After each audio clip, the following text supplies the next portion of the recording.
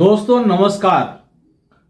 आज भारत में खुशी की लहर उमड़ पड़ी है। कारण यह कि भारत का एक बहुत ही विकट शत्रु आज गद्दी से उतर गया, यानी उसने रिजाइन किया। इसीलिए मैं कह सकता हूं, आप कह सकते हैं कि भारत का एक दुश्मन खत्म हो गया और बहुत जल्द भारत के दूसरे दुश्मन की भी विदाई तय है। वह 20 जनवरी को होने वाला है। लेकिन इसके पहले हमें यह ध्यान देना होगा कि आखिर ये दुश्मन गया तो गया क्यों। इसी पर आज हम लोग चर्चा करेंगे। क्योंकि मोदी और ट्रंप का जलवा, जिसे पास्ट में लोगों ने देखा था, जैसे ही ट्रंप आए यानी उनकी जीत हुई, वैसे ही लोगों को लगने लगा कि फिर एक ऐसा समूह बनेगा जिसमें कि भारत अग्रणी भूमिका निभाने जा रहा है या भूमिका निभाएगा। तो इसी दोनों के यानी मोदी और ट्रंप के जलवे से परेशान होकर इस व्यक्ति यानी ट्रूडो ने, कनाडा के प्रधानमंत्री ट्रूडो ने इस्तीफा दे दिया। अब आखिर क्या क्या कारण रहे, किन वजहों से वह एकदम क्षुब्ध होकर के इस्तीफा देने के लिए मजबूर हुआ, इन सारे घटनाओं पर हम लोग एक एक करके बारीकी से विश्लेषण करने जा रहे हैं।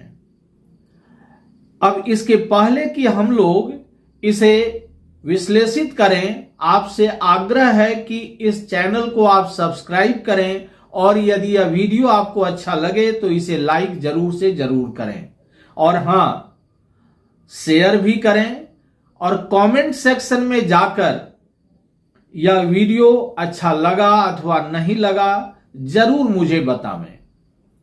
तो चलिए, हुआ है क्या कि बहुत दिनों से यह समस्या भारत के गले पड़ रही थी। वह हमेशा चाह रहा था, वह सिखों का नेता बनना चाह रहा था और इसी कारण से वह सोच रहा था कि भारत के जो ऐसे सिख वहां गए हैं, जो भारत विरोधी जितनी भी चीजें हैं उसमें संलग्न हैं, तो उसे वह क्या करता था, उसे वह बढ़ावा देता था और उस बढ़ावे के कारण वहां पर एक तरह से भारत विरोधी तत्वों की एक इकट्ठी जोड़ी कहिए जमा हो चुकी थी और इस रूप में इसे सबका सहयोग प्राप्त था। यानी भारत के जितने भी दुश्मन देश तो मैं नहीं कहूंगा, लेकिन भारत को जिससे जिन जिन देशों को ईर्ष्या थी, क्योंकि भारत जो बढ़ रहा है इससे ईर्ष्या थी, वे सभी देश उसका साथ दे रहे थे। देखिए, सबसे पहले तो उसने सिखों को भड़काने का काम किया और जब G20 की मीटिंग हुई थी और उसमें भारत ने उसे बुलाया था, तो यहां भी आकर के वह ऐसा नाटक शुरू कर दिया था जिसे भारत के प्रधानमंत्री ने और हमारे मिनिस्ट्री ऑफ एक्सटर्नल अफेयर्स के लोगों ने बड़े ही अच्छे ढंग से समझाने का प्रयास किया कि भाई, आप जो है भारत के अगेंस्ट में क्यों प्रचार प्रसार में लगे हुए हैं। आप अपना देश संभालिए, उसकी इकोनॉमी को देखिए, आप क्यों हमारे पीछे लगे हुए हैं। हमारे दुश्मन तो अनेक हैं, सभी देशों में हैं, लेकिन आप ही उसे ज्यादा बढ़ावा दे रहे हैं, इसे बंद कीजिए। लेकिन उसने एक नहीं सुनी और उल्टे यहां से जाने के बाद उसने भारत के जितने भी हमारे डिप्लोमेट्स थे उन्हें वह ये इल्जाम लगाना शुरू कर दिया कि इन्हीं लोगों की भूमिका है। एक निजर नाम का आतंकवादी था, उसे ही किसी ने टपका दिया था, तो उसने कहा भारत के जो डिप्लोमेट्स हैं उन लोगों ने ही इसे टपकाया है और ऐसा कह करके इन लोगों पर स्पाई रखना शुरू कर दिया। इसके और साथ ही साथ इन्हें वहां कनाडा से विदा भी कर दिया कि भाई जाइए। बदले में भारत ने भी वैसा ही किया, यहाँ के कनाडा के डिप्लोमेट्स जितने थे उनको यहां से बाहर रवाना कर दिया गया। तो ये स्थिति हुई।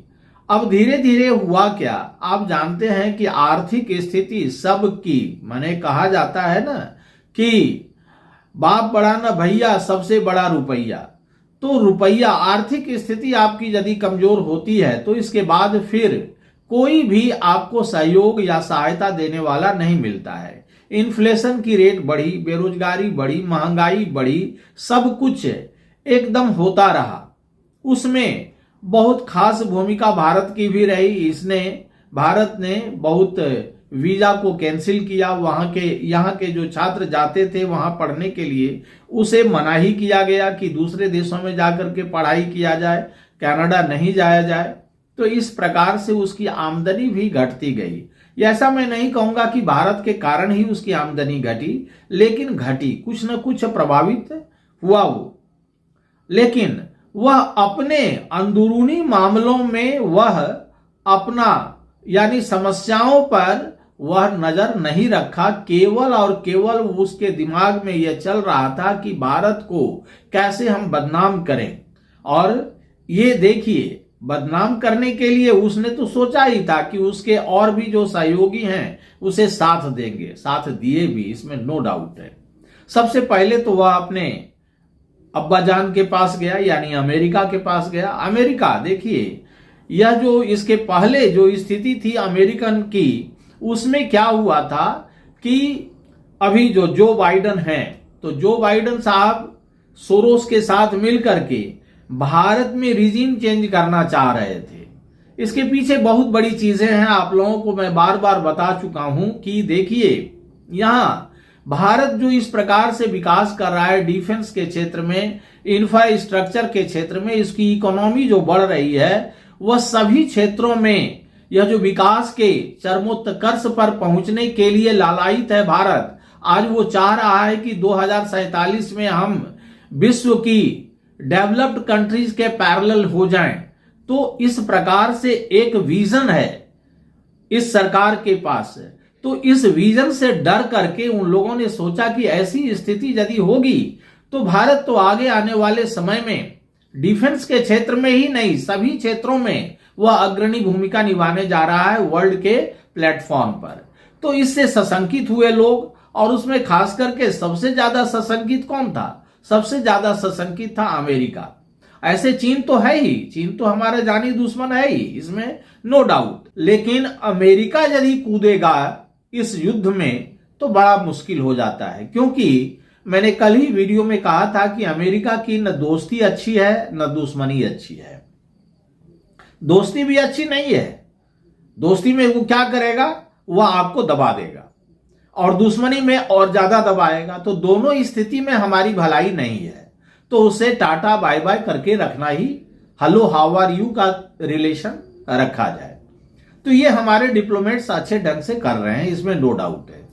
लेकिन इसके बाद भी सोरोस ने यह ठीका उठा लिया था, कॉन्ट्रैक्ट ले लिया था कि यानी सुपारी लेना कि मोदी सरकार को हटा के ही रखेंगे। और इसके लिए उसने इतने सारे पैसे खर्च किए। वो तो कह रहा था कि कितना 1000 करोड़ रुपया रख दिया है, और हमारे यहाँ के जितने भी चमचे टाइप के पत्रकार थे, यूट्यूबर्स वगैरह थे, उनको वह पैसा देता था। फिर विपक्ष के सभी लोगों को, बने जितने भी दलाल थे यहाँ पर सारे, और जो देशद्रोही थे, सबको पैसा पिला पिला करके एक ऐसा समा बांधा कि 2024 का जो चुनाव हुआ उसमें मोदी जी कहां बहुमत प्राप्त करने तक के लिए लालायित रहे, 240 में ही सिमट गए।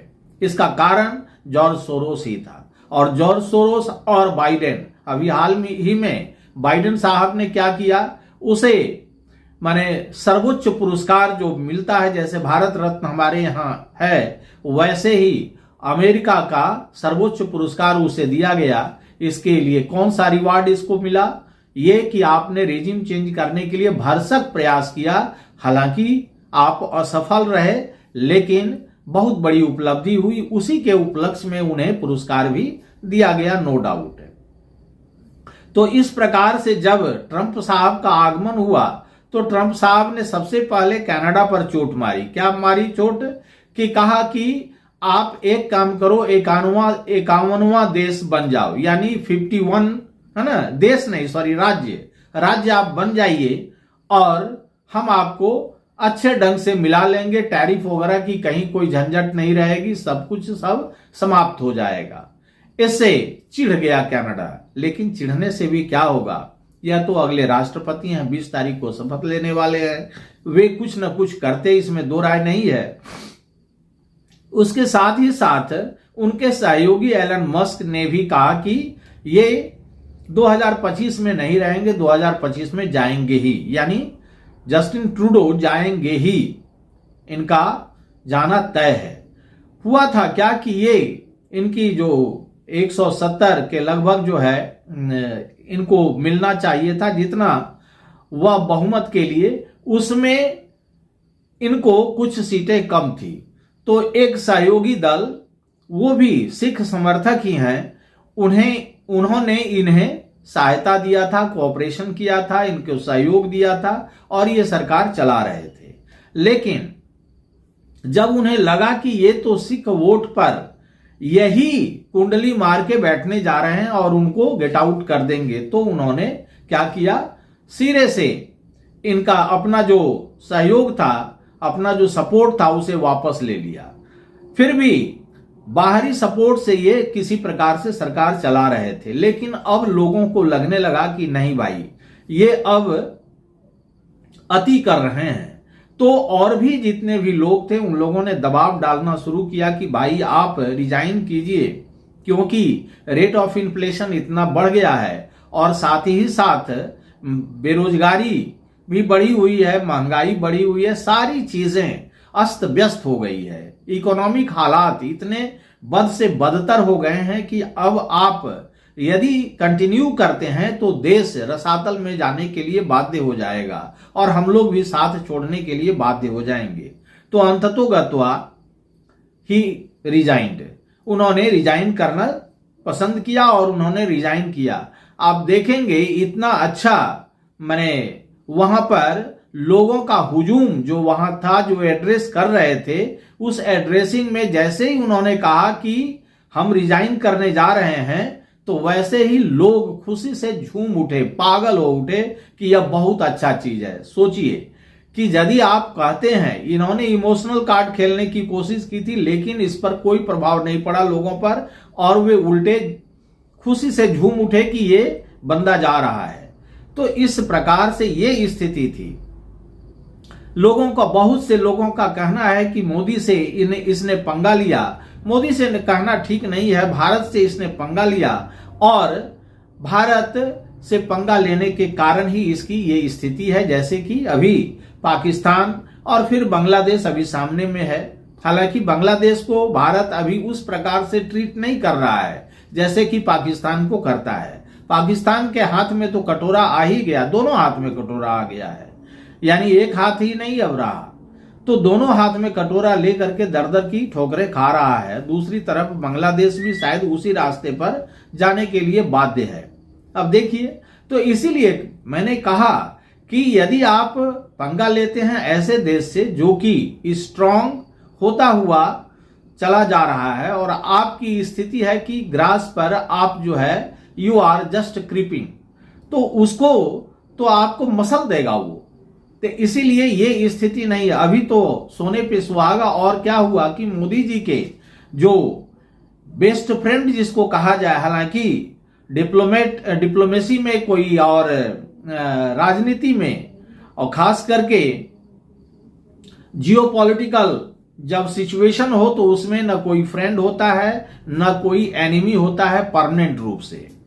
तो परमानेंट रूप से क्या चीज होता है, तो वह अपना स्वार्थ होता है, बस यही परमानेंट रहता है। अपने स्वार्थ के लिए सब लोग कुछ न कुछ करते नजर आते हैं। तो हालांकि कहा जाता है कि मोदी और ट्रंप में जो केमिस्ट्री है वो बहुत अच्छी है, आगे देखा जाएगा क्या होता है। लेकिन अभी जो विदाई हुई है और एक की विदाई जो होने वाली है 20 तारीख को, इससे भारत का इरादा बहुत ही बुलंद है और आगे चल करके भारत हो सकता है कि ऐसे स्थिति में पहुंच जाए जहां से कि ठीक कहा गया है कि वह चैलेंज देने के काबिल हो जाए, किसको? जितने भी डेवलप्ड कंट्रीज हैं उनको।